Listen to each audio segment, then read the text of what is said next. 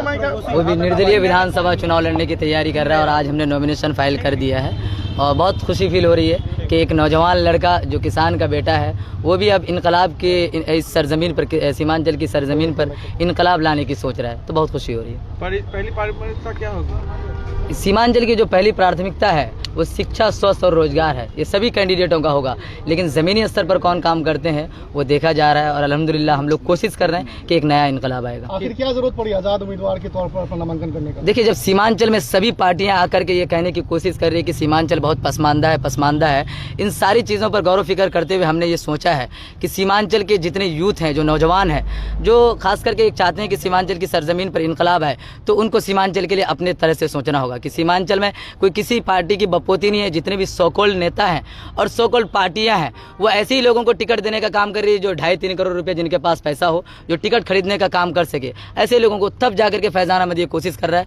कि आप तमाम नौजवानों की लड़ाई लड़ने की कोशिश कर रहे हैं। तो इसलिए कहाँ तक टिक पाएंगे? एक तरफ एनडीए है, दूसरी तरफ इंडिया है, फिर एमआईएम है। देखिए, ये तो वक्त बताया कि कौन किन पर भारी है। फैजान अहमद नौजवानों की आस है और माँ बहनों की दुआ है हमारे साथ, तब जाकर के हमने निर्दलीय विधानसभा चुनाव लड़ने की हिम्मत किया है, वरना आसान नहीं है 36 पंचायत का चुनाव। तो हम ये कोशिश कर रहे हैं और आप तमाम लोगों से भी कहेंगे कि आप तमाम नौजवान साथियों का भी साथ रहे।